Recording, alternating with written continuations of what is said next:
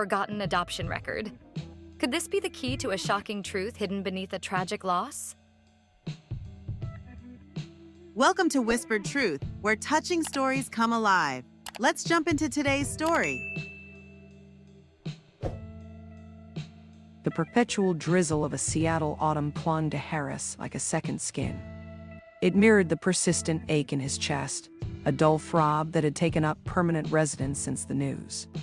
He stood a few feet back from the small crowd gathered under a cluster of black umbrellas, the polished oak of Daniel's coffin gleaming dully under the gray sky. Daniel, his best friend since the awkward days of middle school, the one who always knew how to make him laugh, even when life felt like a relentless barrage of bad decisions. Harris tightened his grip on the program, the glossy paper crinkling in his fist. He had known Daniel for over 20 years of shared pizza, failed relationships, and countless nights of endless talks. And now it was over, just like that. A senseless traffic accident, they'd said. A drunk driver. Case closed. But something about it didn't sit right, like a badly tuned guitar string, just off-key enough to grate on his nerves. He scanned the faces in the crowd, Daniel's work colleagues, a few of the old gang from college, and then Olivia. She was standing near the front, a dark figure amidst the somber hues. Her face, usually so animated, was pale and drawn, her eyes red-rimmed and swollen. Harris couldn't imagine the pain she was going through, the weight of having to explain to their son, Ethan, why his father wasn't coming home. Ethan, who was clutching Olivia's hand, looked small and lost, his usually bright eyes dulled with grief. Harris' heart clenched. That boy, with his mischievous grin and endless energy, reminded him so much of Daniel. They'd spent hours teaching him to ride his bike last summer, his little laughter echoing through the park, a stark contrast to the silence that had replaced it now. The priest's voice droned on, a monotone symphony of platitudes and scriptures. Harris tuned it out, his thoughts drifting back to the night he'd received the call. It was after midnight, and the phone had jolted him awake. The police officer's voice, flat and emotionless, had delivered the news with a clinical detachment that had felt almost insulting. A drunk driver. A fatal collision. Daniel was gone. That was it. No explanations, no apologies, just a cold, hard truth that had shattered Harris's world. He had spent the last few days in a haze of disbelief, struggling to reconcile the vibrant, full of life Daniel with the cold, silent form in the polished box in front of him. He kept expecting to wake up, to find it was all a bad dream, but the reality was a constant, crushing weight. As the service neared its end, Ethan suddenly pulled away from his mother, his small frame tense. He walked a few feet toward the casket, stopping just a couple of feet away, and in a voice loud enough for everyone to hear, he stated, "That's not my dad. My dad is not in there. I saw him today, just this morning, and he is not dead." The words hung in the air, thick with shock. A hush fell over the crowd, the priest faltering mid-sentence. People turned to stare, some murmuring amongst themselves.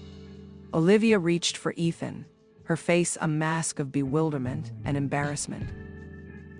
"Ethan, honey, please," she pleaded, trying to pull him back. But Ethan stood firm, his eyes fixed on the coffin. "I saw him," he repeated, his small voice shaking with conviction. "He was at the park." Harris felt a jolt of something akin to electricity run through him. He couldn't explain it, but something about the boy's conviction resonated with him, cut through his own grief-numbed senses. He knew Ethan was a bright kid, intelligent and imaginative, but he wasn't prone to lying.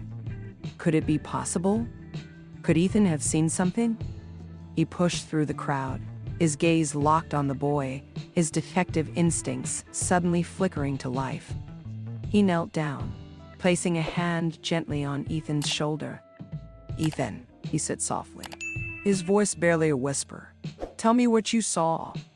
The boy's eyes met his, and in their depths, Harris saw not the delusion of grief, but the unwavering certainty of a child who had seen something that defied all logic and reason. He was suddenly no longer just a mourner. He was a detective again, drawn back to the game by the words of a child that could be true. The rain had stopped, leaving behind a glistening sheen on the suburban streets as Harris drove away from the cemetery. The air was heavy with the smell of wet earth and fading flowers, a somber aroma that clung to the interior of his car. He kept replaying Ethan's words in his head. I saw him. He was at the park. It was illogical, impossible even. Daniel was dead. He had seen the body. But the boy's certainty had unsettled him, planting a seed of doubt in the concrete landscape of grief. Harris glanced in the rearview mirror, catching his own reflection. The lines around his eyes seemed deeper, his face worn and tired. He hadn't slept properly since the accident, haunted by visions of Daniel, alive and laughing, juxtaposed with the stark reality of his death. He needed to clear his head, to try and make sense of what he was going through. He needed to talk to someone, and the only place he could think of to go was Olivia's.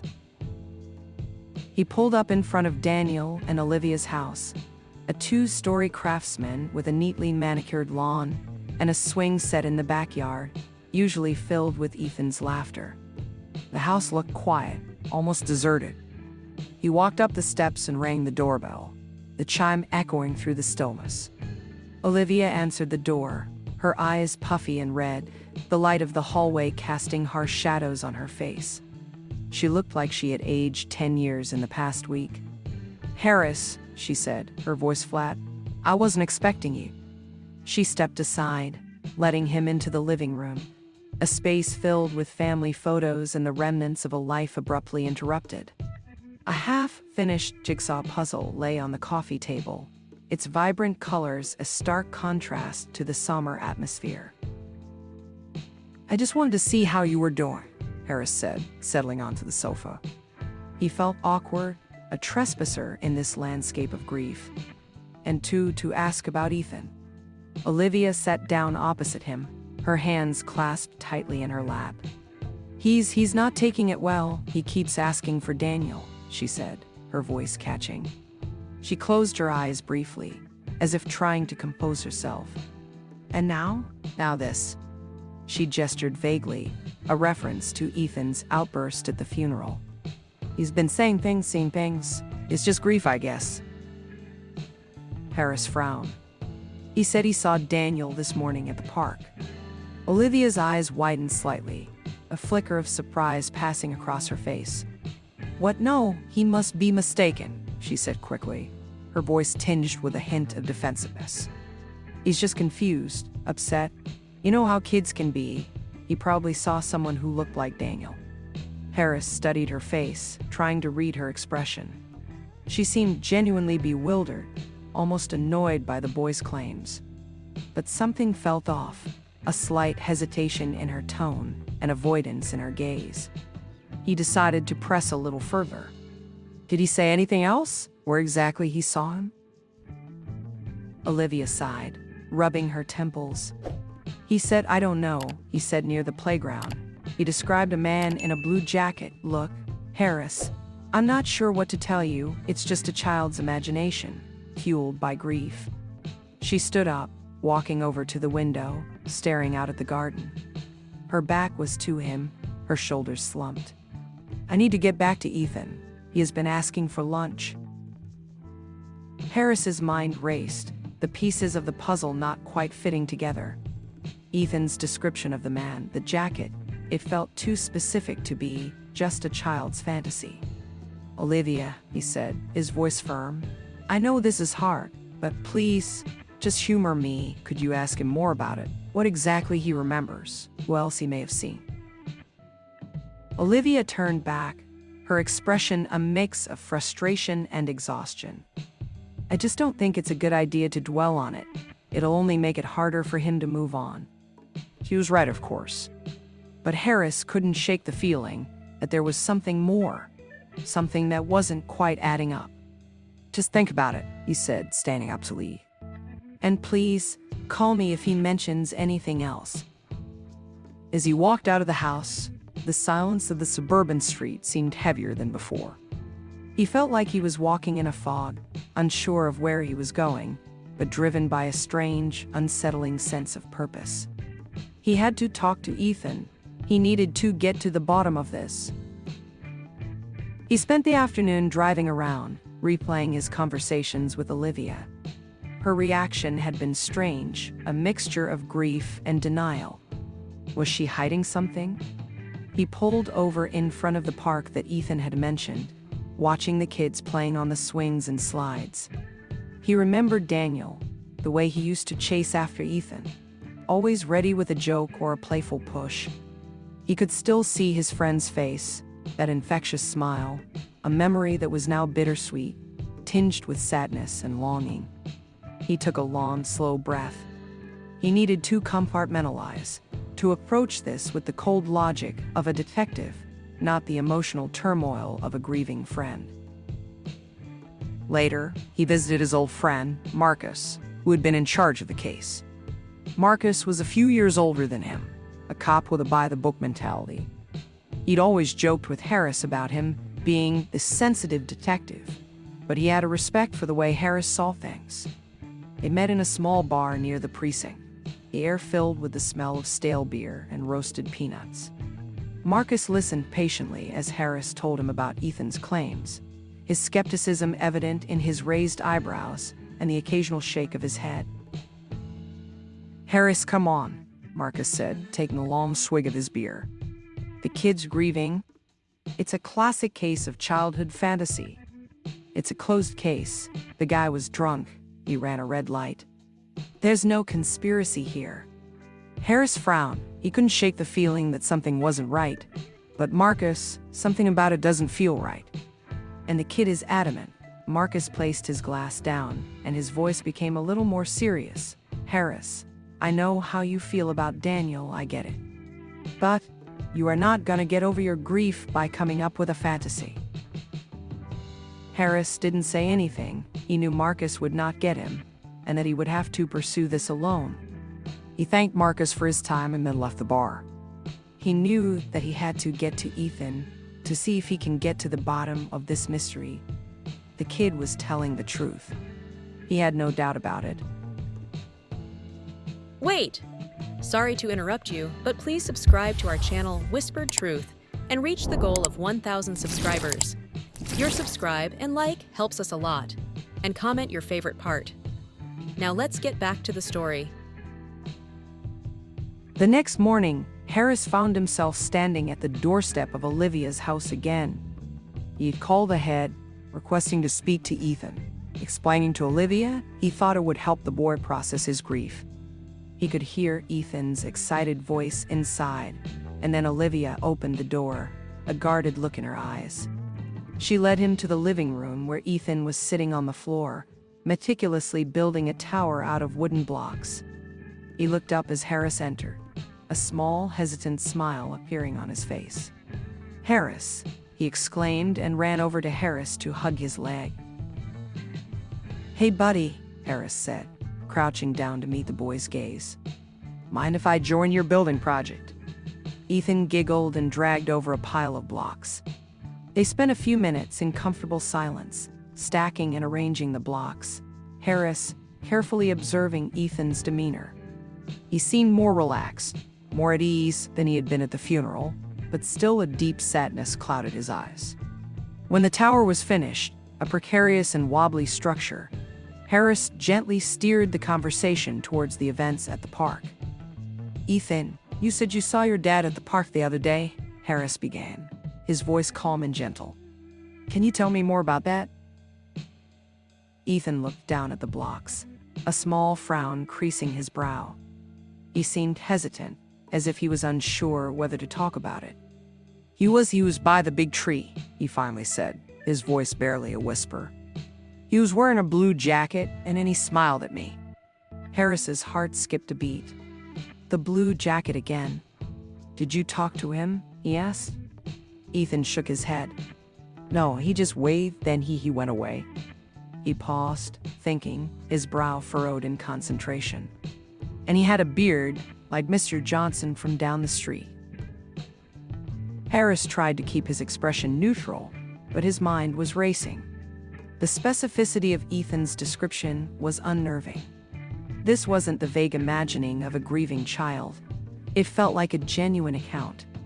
"Did you see anyone else with him?" he asked, trying to get even the smallest piece of info, any clue. Ethan shook his head again. "No, just him." He paused again, then a strange look came to his face as he added, "He looked sad though." "Sad?" Harris said, making sure he didn't show his surprise at the words. "What made you think he looked sad, Ethan?" Ethan thought for a moment and then said, "His face was like when my toy broke, and I was really upset." Harris leaned in a little more now. "And did he look like your dad?" Ethan nodded firmly. He was, but different. He then stopped and said, "That doesn't make sense, does it?" Harris felt a strange thrill go through him.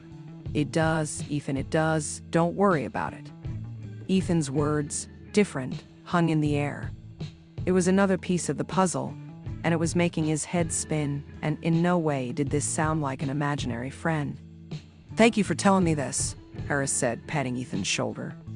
He stood up, feeling a sense of urgency. He needed to follow this lead, to find out who Ethan had seen at the park and why he looked like Daniel but also looked different. He thanked Olivia for her time and made his way to his car. He didn't know what he was going to do next, but something in his gut was telling him that he was on the right track. He drove back to his office. He knew he had to do some digging. The image of Ethan's face and the sad man was playing over and over in his head like a broken record. He pulled out his laptop, connecting to the secure police network, and started a search on Daniel's file, looking for any details that might have been overlooked or not properly investigated. He checked Daniel's financial records, his phone records, any information that might reveal something out of the ordinary. He checked old address records and social media going back over 10 years. Everything seemed in order, nothing looked out of place, just normal everyday life, a typical suburban existence. There was nothing that could shed light on this mystery. Frustrated, he closed his laptop and leaned back in his chair, staring at the ceiling. He felt like he was chasing ghosts, grasping at shadows, but the boy's certainty and the odd feeling he had that there was more to this than meets the eye kept pushing him forward. He picked up his phone and dialed the number. "Hey Sarah, it's Harris." Sarah was a police forensic scientist, a colleague of his and a good friend. "Hey Harris," Sarah's voice came across the phone. "What can I do for you?" "I need a favor," he said. "A DNA analysis, and I need it done off the record." Sarah laughed. "Off the record? You know that's not possible, right? What have you gotten yourself into this time?" "It's complicated," Harris sighed. "I need to compare a sample with something from the morgue, something from Daniel, and I need it fast." Sarah was silent for a moment. Then she said, "Okay, I can do that. But you owe me big time, Harris, and you better have a good explanation."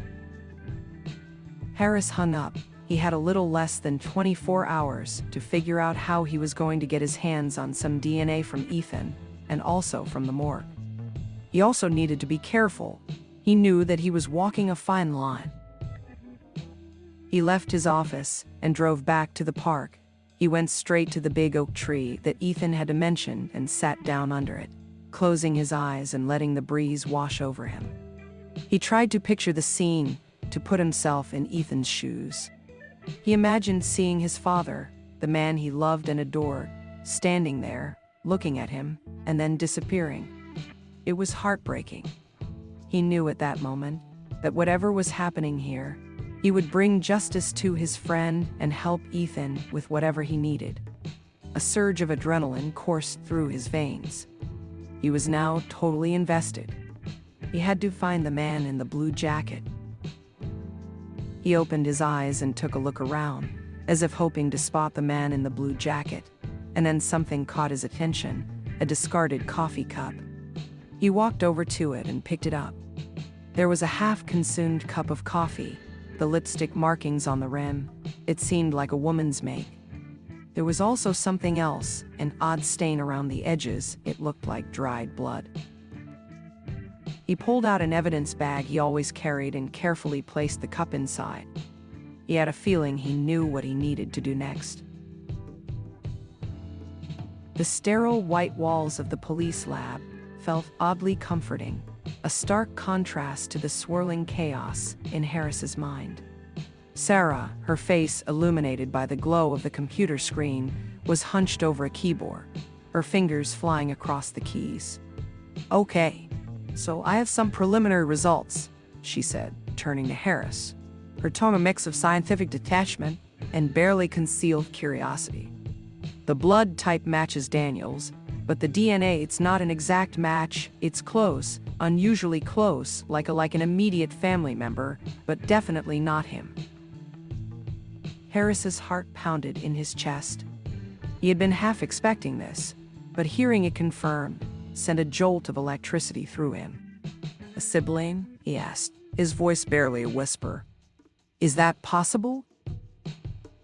Sarah nodded, her brow furrowed in thought.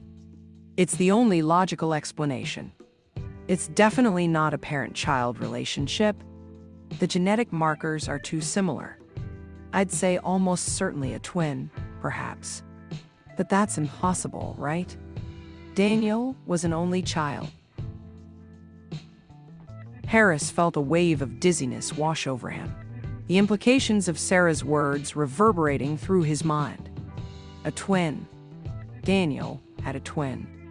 It seemed impossible, ludicrous even, but the science didn't lie. He pulled out the evidence bag containing the coffee cup he had found at the park. "Sarah, I need you to run the DNA on this cup too.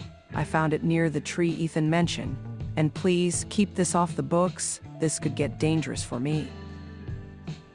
Sarah looked at him with concern. "Harris, you know I can't keep too many secrets. If this becomes an official case, I'll have to report all this." Harris understood, but he needed to keep this a secret, at least for the moment. I know, just give me a bit of time. This is something I need to confirm myself." He knew that if the police found out he was going behind their backs, he would have a lot of explaining to do, but that did not matter to him right now. He left the lab, his mind reeling with possibilities. A twin. Where would a twin have been? Why would they have been kept apart? The questions buzzed in his head like angry hornets. He got into his car, the weight of his discovery pressing down on him. He needed to find this twin, to get answers, and to do that, he needed a name, a face, anything that would help him put the pieces of this puzzle together. He pulled over to the side of the road and went through his files, trying to find some leads. He had also sent Sarah some DNA samples from Ethan's hair and some from Daniel's toothbrush. It seemed like he was not the only one who was trying to piece things together. He spent the rest of the day combing through adoption records and databases, trying to find any information about Daniel's birth family. He hit dead end after dead end, each one adding to his growing sense of frustration. He was starting to feel like he was chasing a ghost, a phantom that would forever remain out of reach. Late that evening, he received a call from Sarah. Her voice was low and urgent. "Harris, the DNA on the coffee cup. It's a match. It matches the DNA of the man in the morgue, the man that was in Daniel's place." Harris's breath hitched. It confirmed his worst fears. Someone had replaced Daniel, and if he was still alive, where would he be? "I also finished the analysis on the DNA samples you sent. Ethan's DNA matches Daniel, like a father-son relationship. No surprises there. But there is another match. The DNA on Daniel's toothbrush matches the DNA from the coffee cup. So I was right. It's an exact DNA match, but it's still different, if that makes sense. They are the same person, but they are not. It's like there are two different DNA strands." What does this mean, Sarah? How is that possible? Harris felt his mind was going to explode. This was beyond anything he had ever investigated. I don't know, Harris. This is not a textbook case. I need to do a more in-depth analysis. But right now, I am sure of one thing. That man was not Daniel, but someone related to him, almost identical to him.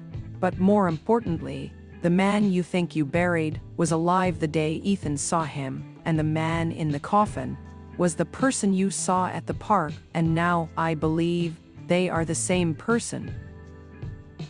Harris thanked Sarah and hung up, his head spinning. This was getting more complicated than he had ever imagined. He had to find this man to find out why he had replaced Daniel. He had to get a hold of the death certificate and make sure that it was actually Daniel and not someone else. He drove back to the police station and broke into the records, trying to find the death certificate. There it was. Daniel Thompson. Date of birth, check. Date of death, check. But there was something else that he hadn't noticed before. A small footnote in tiny font. Coroner's report indicates possible double identity. Harris froze. Double identity? He clicked on the digital coroner report. There it was, a confirmation of what Sarah had already told him. 2 identical strands of DNA, one that matched Daniel's family, and one that was almost identical but different. And the coroner's suspicion was based on a scar, a small scar that Daniel did not have. That's it. Harris knew what he had to do. He returned home, his mind racing and his body exhausted. He pulled up his laptop and made a search on local adoption records, trying to find anything that might connect Daniel to an adoption agency. He found a file, a record of a child that was placed in foster care in Daniel's town at around the time of Daniel's birth. The name on the record was Christopher. He searched his name, and a picture popped up on the screen. Harris stared at the face on the screen, his blood running cold. It was the same face he had seen in the coffin. The same face Ethan had described at the park, but with a small beard. It was the same face as Daniel, but there was a subtle difference. A slightly harsher line around the mouth, a more piercing gaze. This was it. Christopher. Daniel's twin. He had to find him. He was still alive, and he knew where he was. He went back to Olivia's house the next morning, ready to confront her. She opened the door, her face a mask of weary resignation. Harris, what do you want now? Can you please let me grieve? I have questions, Olivia, and I need answers, Harris said, his voice cold and firm. He walked past her, his heart pounding with anticipation. I need to know who Christopher is and why he was in Daniel's place. Olivia's eyes widened, her face paling as she stared at him. Her jaw dropped as she realized that he had uncovered something that she had been hiding. You know, don't you? She said with a faint whisper and her face full of fear. Harris looked at her, his eyes full of anger. She knew and she had not said a word. Olivia's silence was a deafening confession. The guilt, the fear, it was all written on her face. Harris watched her, his anger slowly morphing into a cold, hard determination. He needed answers, and he wouldn't leave until he got them. Who is Christopher, Olivia? He repeated, his voice low and menacing. Why was he at the park? Why was he in Daniel's coffin? Olivia retreated further into the living room, her hand clutching at her chest as if trying to contain her racing heart. She looked around the room as if looking for an escape, but there was none. I can't, she whispered, her voice trembling. This is all so complicated. You have to understand, I was trying to protect Ethan, to protect myself. Protect yourself by burying the wrong man? Harris's voice was sharp, laced with disbelief. What kind of protection is that? He stepped closer to her, his gaze locked on her, forcing her to meet his eyes. You owe me answers, Olivia. You owe it to Daniel. You owe it to Ethan. He took a slow breath, and continued in a softer tone, "You also owe it to yourself." Olivia's eyes filled with tears and she sat heavily on the sofa. "It was never meant to happen this way," she said, her voice choked with emotion. Daniel had a twin, Christopher. He was given up for adoption. When he was a baby, Daniel never knew he existed. Until a few months ago, Christopher found him. I have no idea how." She paused, wiping the tears away. "He came out of nowhere. He was angry, resentful. He said that Daniel had everything and he had nothing. He wanted to experience a life that he had been denied." Harris leaned forward, his mind racing to keep up with the information. "So you were telling me that Christopher and Daniel had been in contact?" He wasn't buying it.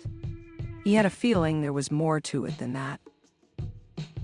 Olivia nodded, her eyes fixed on her lap. "They met a few times. Christopher had been watching us for a while, and I think he even came here. I thought he was Daniel. It was the last time I saw Daniel. It looked exactly the same. He had even started to mimic his mannerisms. It was terrifying. One day, a few weeks ago, Christopher showed up again. He didn't say anything. He just stared at Daniel. He was so different than Daniel, so cold, so angry." Harris's mind flashed back to Ethan's words. He looked sad. The sadness he had detected in the man had not been a reflection of Christopher's sadness. It had been Daniel. Daniel was dead at this point. Olivia took a shaky breath and continued, Then Daniel disappeared. Christopher was here in his place. He was so convincing. He said that Daniel had gone away and that he would come back. He told Ethan that his dad was on a trip. He said he would be back, but he wouldn't explain where he had gone. At first I was terrified. I wanted to call the police, but he threatened me and he threatened Ethan. He said he would hurt us both if I spoke up. He then went through Daniel's things looking for anything, his computer, his phone, even his photos. He went through everything. And that's when he found a lawyer in Mexico. It was some kind of money laundering operation. I found out later that he was working with Daniel's work colleague, a guy called Peter. They had been working together for a while, skimming money, selling data, all sorts of illegal activities, and Christopher found out about it. He wanted to take Daniel's place and take over the money to get out of the life he was living, and that's why he did it, to take his life, to take everything from him. I was scared, Harris. I didn't know what to do, and then he told me that Daniel was dead. She began to cry, and Harris knew that she was telling him the truth. He was there when the car hit him, and he just left him there. He said he had to go before anyone found out. He put the other body in the coffin. He even went to the morgue and did the swaps with the help of Peter. They worked together to make this all happen. And the man that was buried, who was he? Someone else that looked like that? Harris asked, his mind working overtime. Olivia shook her head. No, I believe it was the guy that ran Daniel over. The guy that killed him. He had helped Christopher and Peter, and he knew too much. I believe they killed him too. I found out a few days ago. Christopher confessed it to me on one of the times he came to check on us. He wanted to use my place to hide, and Peter was getting restless, wanting to get his money and go. They were planning on leaving the country today. Harris stood up, his mind clear and focused. This wasn't just a case of mistaken identity. It was a carefully orchestrated web of deceit, betrayal, and murder. Where is Christopher now? He asked, his voice firm. Olivia shook her head. I don't know. He said he had to get some things sorted. But he will be back soon. He always comes back. She looked at Harris with pleading eyes. Please, Harris, you have to stop him. He's dangerous. He's not like Daniel at all. Harris nodded, his gaze fixed on some distant point. He had heard enough. He walked out of the house, his thoughts already moving towards the next step. He called Sarah, telling her to put out an APB on Christopher Thompson, explaining that he was wanted for questioning in connection with a homicide. He then contacted the local FBI office. He knew that this was bigger than the local police. He knew that time was running out. He drove to the airport, knowing that Christopher and Peter would be there trying to leave the country. He parked the car and quickly went inside, going through the security checks. He saw him immediately, waiting at gate 12. He was with Peter. They looked anxious. Harris took a deep breath and approached them. Christopher saw him and his face changed, a flicker of panic crossing his features. Before he could say anything, Harris had pulled his gun out and shouted, "Police, don't move." Chaos erupted as the airport security personnel rushed to the scene. Christopher, realizing that he was cornered, made a run for it, pushing people out of his way. Peter was not so lucky and was quickly apprehended. Harris pursued Christopher, navigating through the panicked crowd, his determination fueled by the memory of Daniel and the need to protect Ethan. He finally cornered Christopher at the baggage claim. "It's over, Christopher," Harris said, his voice calm but firm, and his gun still in his hand. "You're not getting away with this." Christopher's face was contorted with rage. "You can't stop me. I deserve this. I deserve his life." He lunged at Harris, but Harris was ready. He tackled him to the ground, the two men struggling as they rolled across the floor. He then handcuffed him and led him away, taking him to a secure area. The next few hours were a blur of questioning, paperwork, and legal procedures.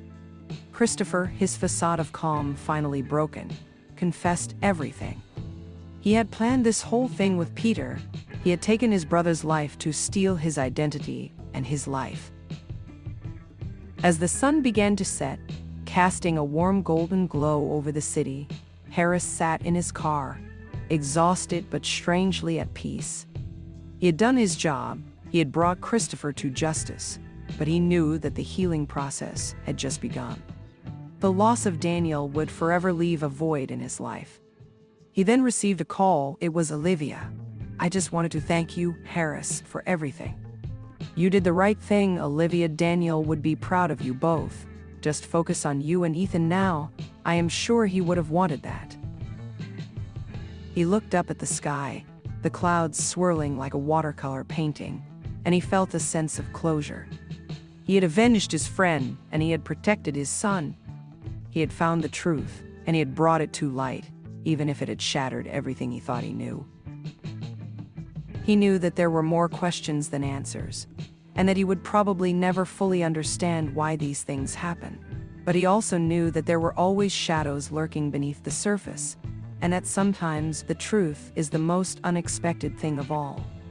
And he also knew that he would never forget the little boy at the park, the one who had seen more than most adults, and who had been the catalyst to uncovering the whole truth and bringing justice to his father.